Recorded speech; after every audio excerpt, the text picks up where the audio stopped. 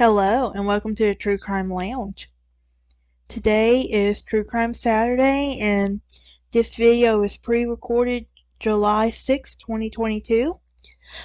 Just because it is summer and I am trying to pre-record as much as I can because my fall classes also start back this fall and I want to be as ready as I can be.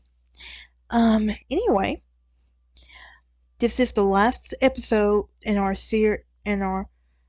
True Crime in our Religions of Serial Killers series. It saddens me, but hey, I'm happy. Um, in a way, because I get to move on to something new. I can't wait to get started on.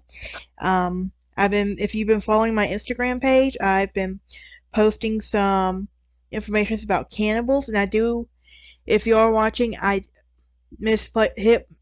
uploaded one of the pictures of one of them. I just now realized it, but that's okay. But before I continue, hit that like button, comment someone and something you want me to talk about next, subscribe and ring that bell for notifications. Now let's grab our drink of choice and step into the True Crime Lounge. In our last video, we have discussed serial killers, agnostics, and more. The video before that, we have discussed Peters, Johns, Catholics, and across the pond killers. In the video before that, we have discussed strictly religious killers, Jewish killers, a killer clown, a cannibal, and an OG serial killer. So, with that being said, let's jump into our last final installment of the Religions of Serial Killers.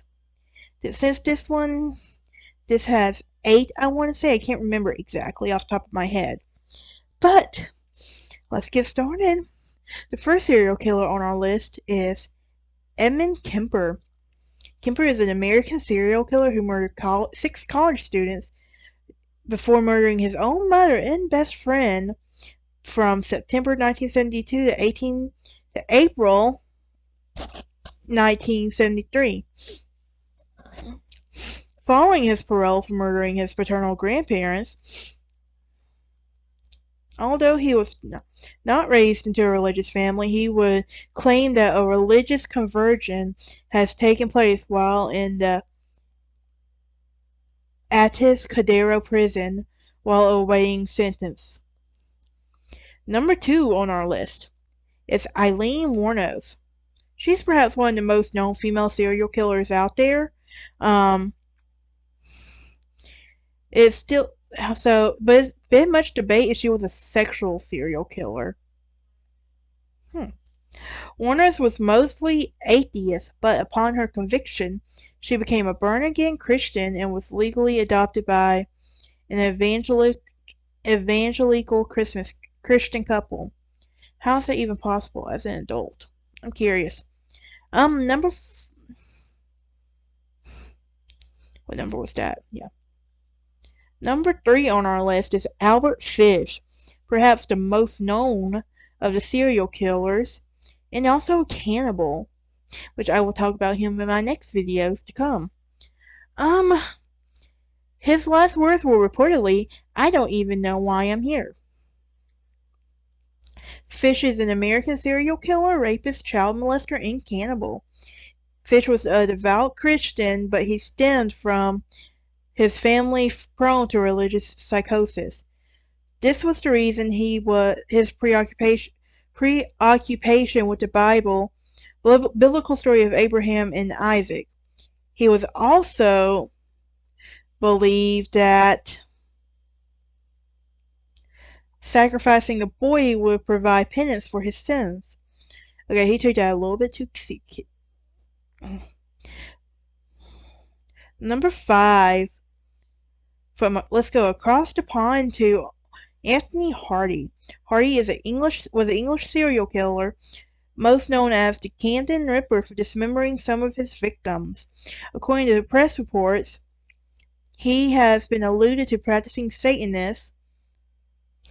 He is believed to be the owner of a rubber devil in this flat, but there's no evidence to back that Satanism claim.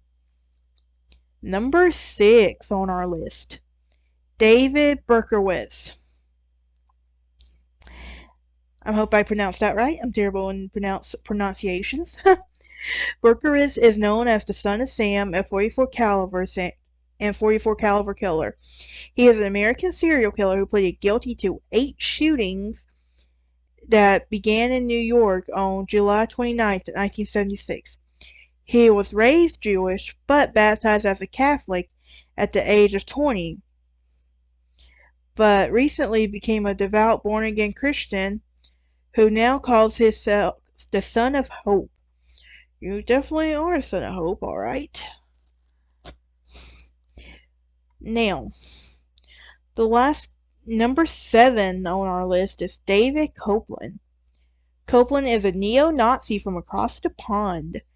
Although he is not a Christian in traditional sense, he would often read anti-Semitic literature by extreme right-wing Christian groups. And to end our series on this is none other than Ed Gein. He will also be in my next series coming up. We are going. Ed Gein is known as the Butcher of Plainfield, or the Plainfield Gal, and was an American killer and body snatcher. Gein was raised by his mother, Augusta Wilhelmine, who was strict, uncaring, and a violent Lutheran. This is where Ed's sexual peculiarities stem from. Gein is also the reason why we have shows like The Bates Motel. Well, at least know where the inspiration came from. It was actually based on true events. Alright, that is it for our series of religion serial killers. I am sad to see it come to an end. However, I have more series in store. I hope y'all have enjoyed this series. Were there any that surprised you? Any that you want me to talk about more or go into detail more? Remember to like, comment, and subscribe, and ring that bell for notifications. I will see y'all next time on the True Crime Lounge.